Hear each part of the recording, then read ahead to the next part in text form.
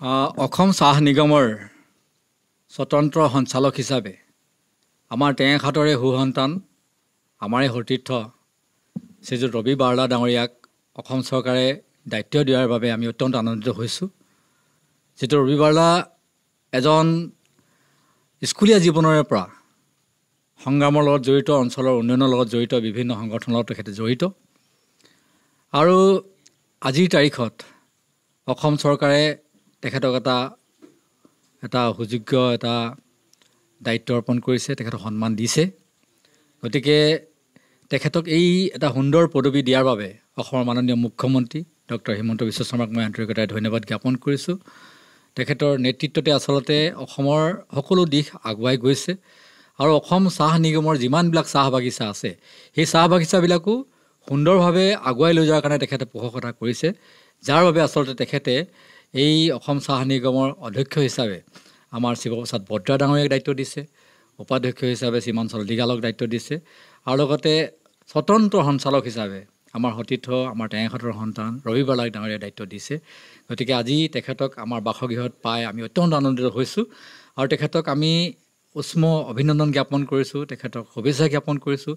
আমি আশা ৰাখিছোঁ তেখেতৰ ৰাজনৈতিক জীৱন সফল হৈ উঠক, উজ্জ্বল হৈ উঠক। লগতে তেখেতৰ যি দায়িত্ব চৰকাৰে অৰ্পণ কৰিছে এই দায়িত্বৰ অত্যন্ত আন্তৰিকতা তেখেতে যাতে পালন কৰিব পাৰে আৰু তেখেতৰ বলিষ্ঠ নেতৃত্বত যাতে অসম চাহ নিগমৰ বাগানবিলাকক যাতে আগুৱাই লৈ যাব পাৰে, মই তাৰ কামনা কৰিছোঁ। আৰু আজি এই কাৰ্যসূচীত আমাৰ সৈতে বহু সংখ্যক যুৱক উপস্থিত আছিল, সংবাদকৰ্মী বন্ধুসকলো আজি উপস্থিত আছে আৰু আমাৰ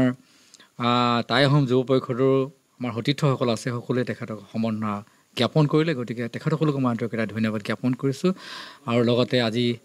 বিশেষভাৱে মই ৰবি বাৰলা ডাঙৰীয়াক পুনৰবাৰ মোৰ ফালৰ পৰা শ্ৰদ্ধা, মোৰ ফালৰ অভিনন্দন আৰু অশেষ শুভেচ্ছা জ্ঞাপন কৰিছোঁ। ধন্যবাদ জনাইছোঁ। আজি বিশেষকৈ মই কৈ ভাল পাইছোঁ যে অসম চৰকাৰৰ সন্মানীয় মুখ্যমন্ত্ৰী হিমন্ত বিশ্ব শৰ্মা ডাঙৰীয়া আৰু বিশেষকৈ প্ৰথমেই দিলীপ শইকীয়া ডাঙৰীয়াক, মই সভাপতি দিলীপ শইকীয়া ডাঙৰীয়াক ধন্যবাদ জ্ঞাপন কৰিছোঁ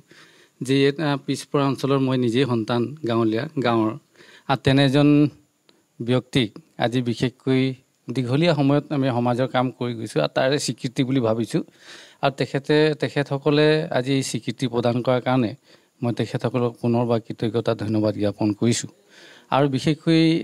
চাহ নিগমৰ বাগিচাসমূহ আপোনালোকে জানে যে ৰুগ্ন অৱস্থাত আছিলে আগতে, এতিয়া যথেষ্টখিনি অসম চৰকাৰে যি পুঁজি যোগান ধৰিছে তাৰ পৰা যথেষ্ট এতিয়া আগবাঢ়িছে আৰু বহুত উন্নত হৈছে আজিৰ তাৰিখত। আজি সেই 10 বছৰ আগৰ চাহ নিগমৰ বাগিচা বুলি ক'ব নোৱাৰি আৰু ইতিমধ্যে চাহ নিগমৰ এই স্বতন্ত্ৰ সঞ্চালকৰ দায়িত্ব যি গুৰু দায়িত্ব অৰ্পণ কৰিছে, মই আশা ৰাখিছোঁ যে সেই বাগিচাসমূহৰ সমস্যা আজি চৰকাৰৰ ওচৰত দাঙি ধৰাৰ ক্ষেত্ৰত মই যথোপৰ্ণাস্তিক চেষ্টা কৰিম আৰু মই যিমানখিনি পাৰোঁ ৰাইজৰ স্বাৰ্থত তেখেতসকলক আগুৱাই নিয়াৰ ক্ষেত্ৰত আৰু চৰকাৰখনৰ যিবিলাক সা সুবিধাসমূহ হ'ব সেই সা সুবিধাসমূহ আমি প্ৰদান কৰাৰ ক্ষেত্ৰত সেই বাগিচাসমূহক অগ্ৰাধিকাৰ ভিত্তিত আমি আগবঢ়াই নিয়াৰ কাৰণে চেষ্টা কৰিম।